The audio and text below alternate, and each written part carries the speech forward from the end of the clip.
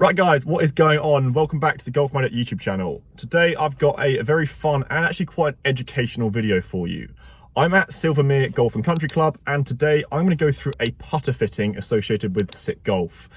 I'm pretty clueless as to putter fitting, what the actual specifics are going to go into this, and I'm really interested to see if it's actually going to improve my putting, because for the viewers of the GolfMagic YouTube channel, I'm pretty dreadful at putting. So let's go have a look now and see how I get on.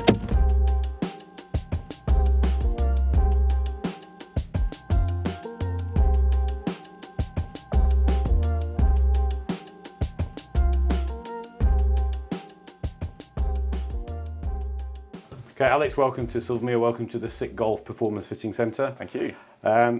Just a few questions. What kind of information or what do you know about SIK at the moment? Have you looked into it at all? On the GolfMagic YouTube channel, we have done a review and a comparison. I know a bit about the technology behind the putter itself, the SIK putter face, the DLT. Okay. But in terms of arm lock putting, I don't know too much about, but I'm a big fan of SIK Golf currently. Brilliant. And just out of interest, are you a fan of this guy on at all? I don't know if I can. I am when I'm not. There's positives and negatives, but he's changed the game for the better. Yeah, definitely. Albeit a few hiccups. Okay, right. I'll just explain what we're going to go through, how the process works, Yep. and then just a bit of information about SIK and like you said, about their technology. Perfect. Just very interesting. What I pretty much always start the fit with is just showing people this picture here of 8 putts that are being hit at exactly the same speed. Yes.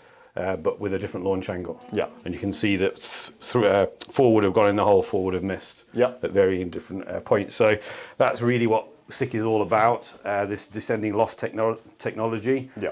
That will help to reduce those misses by having an optimal launch, by varying the amount of loft on the face. Of course. And then if I just demonstrate. So the way that what they've developed, and a lot of their development has been with Bryson. So the reason why we've got 4 varying amounts of loft, starting with the highest at the top, 4, 3, 2, 1 for a quarter of the face.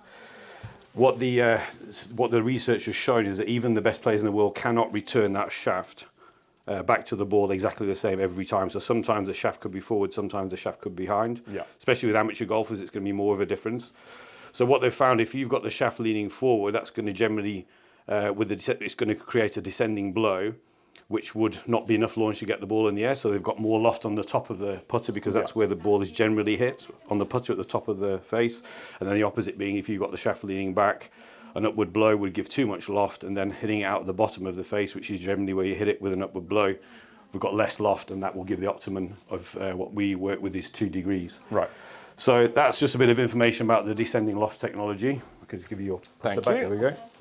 A little bit of information about SIK Golf themselves. They have done a lot of research. Apart from the descending loft technology in the face, one of the things that they have kind of come up with is the eye dominant side of things. So I'll just quickly show you two heads that we've got here. They build putters with the line either on the top or on the back of the putter. Yeah. And the reason for that is that with a lot of research, they found that, and it's not set in stone, it's not 100%, but generally if you are left eye dominant, you would probably find it easier to align a putter with a line on top of the putter. Yeah. If you're right eye dominant, you'll find it easier with a line on the back.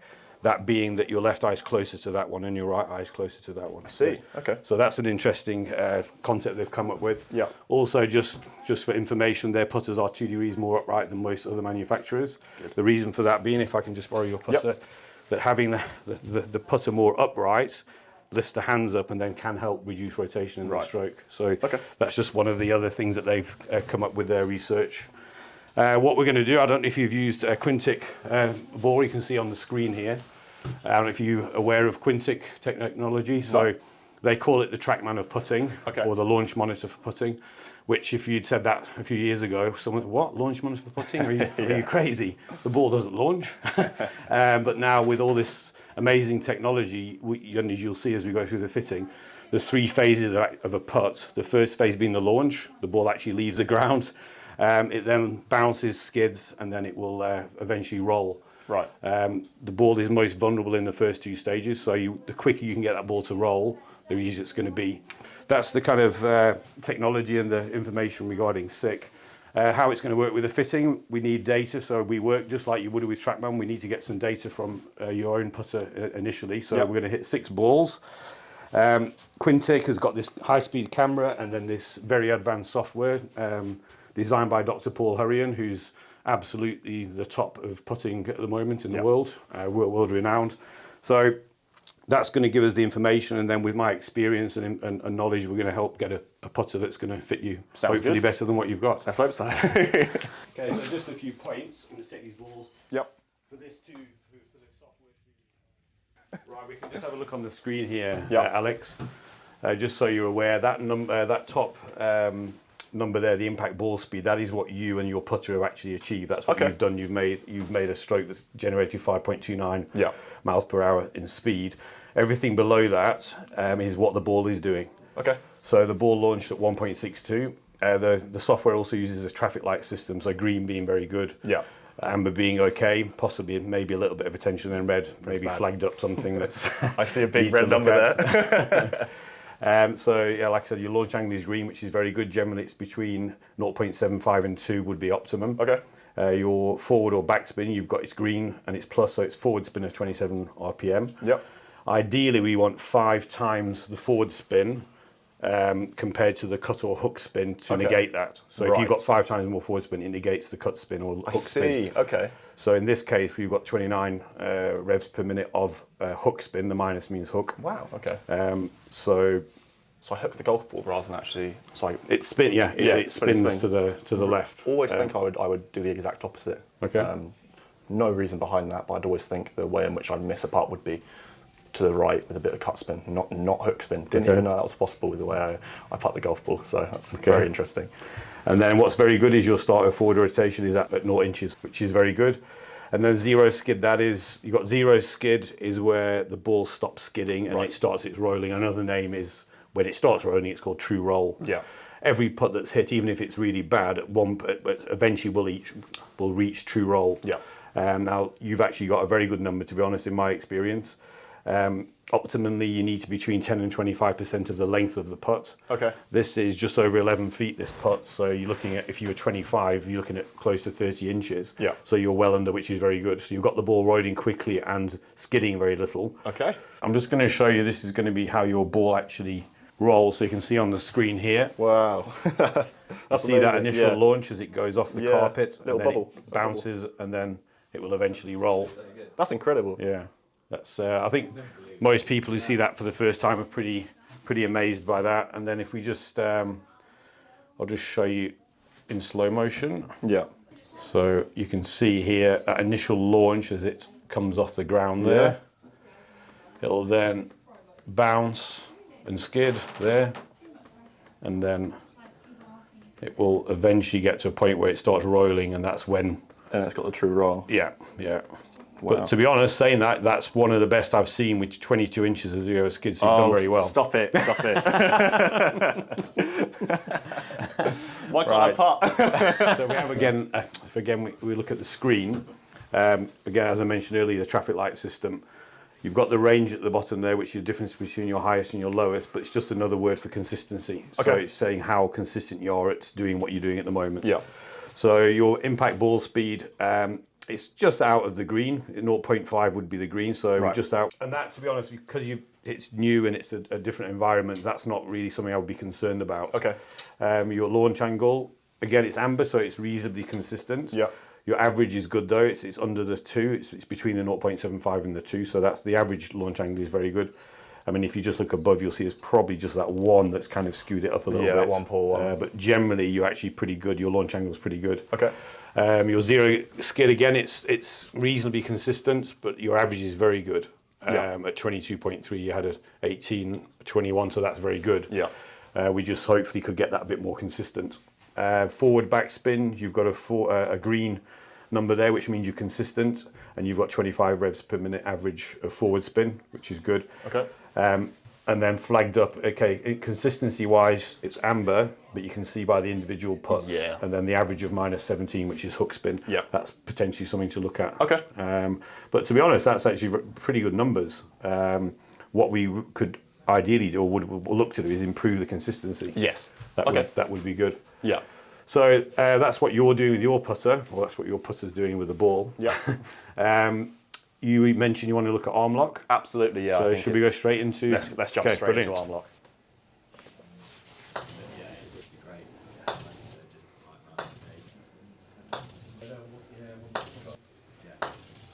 We now have a look at the screen here. We've got your Odyssey putter at the top in the red box, and then we've got the arm lock in the blue. So we can see straight away, if we just go straight to the range from a consistency point of view, impact ball speed is amber. Still, again, a few more putts, to be honest, you get much better at that because you're probably not used to the putter, to be honest. But what's very good is consistency with the launch is good, but the actual average has gone up, which means, and to be honest, I find this with nearly everybody who first starts with an arm lock, they don't have their hands far enough forward. Okay. So getting your hands further forward will bring that launch down generally. Yeah. Again, amber with the zero skid, it has gone only a fraction. Your zero skid is actually very good. Yeah. So we've got kind of similar figures there.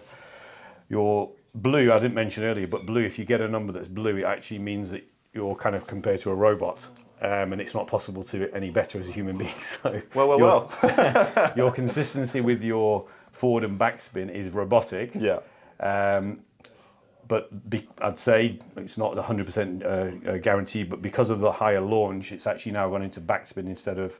So you're consistent at doing what you're doing, but unfortunately it's backspin, which you don't really want. Okay. Yeah.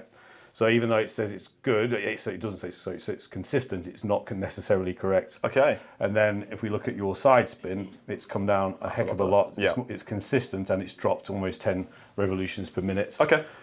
Into what would be considered an acceptable kind of number of 8 RPM of hook spin. So that's better. So it's helped with what we wanted it to do. Yeah.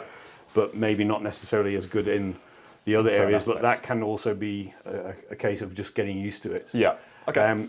I would suggest, though, if you're happy, I would suggest trying the flow head. Yeah, no, let's do it. I think. Do you think it would be good to try the flow head in arm lock, or go back to traditional and see how it goes? What do you think?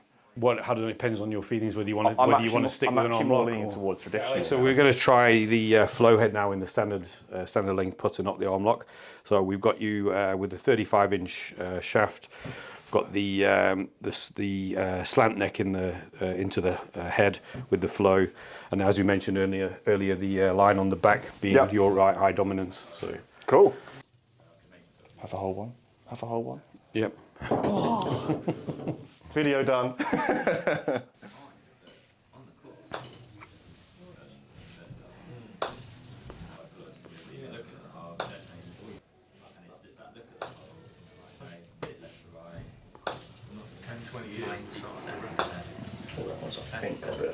So if we now look in the green box, just a reminder, the red was your own Odyssey, the blue was the arm lock SIK. Yes. And now we've got the SIK standard length putter with a different head. And I think we can see quite a difference. We can indeed, yeah.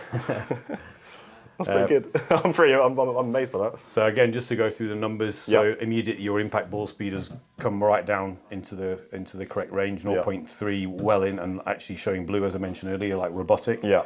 So that's very good.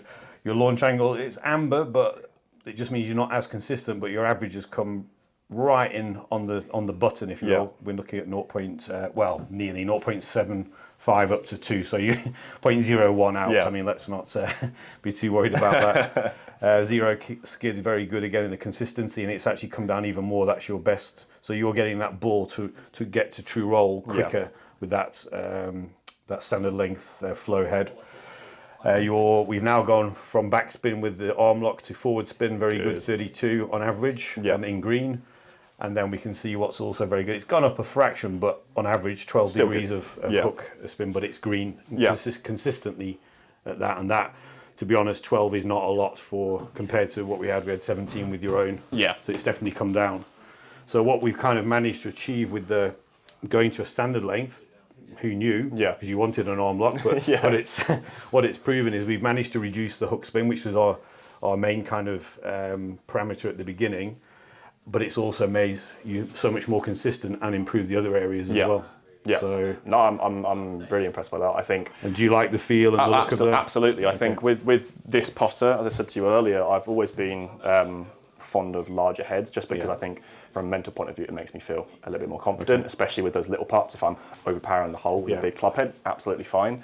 So I'm not surprised that I do like this, and the only experience I've had with SIK Golf has been that arm lock blade putter. So it's good to know the actual options that myself and other consumers can have, because you're not limited to, first of all, just an arm lock putter, and even if you do a traditional putter, this, as you can see by literally the data we've got here, it works. It works better than other putters that I've tested. So it'll be, it's a welcome change for me to actually continue with traditional putting, even if it's left over low, still a bit of help. And I hopefully should improve my putting. Good. Yeah, well done. It's very good. It's good to see good numbers. Yeah, very, very good. I'm very impressed. Brilliant. Right, guys, so that is it for my putter fitting here with SIK Golf at Silvermere.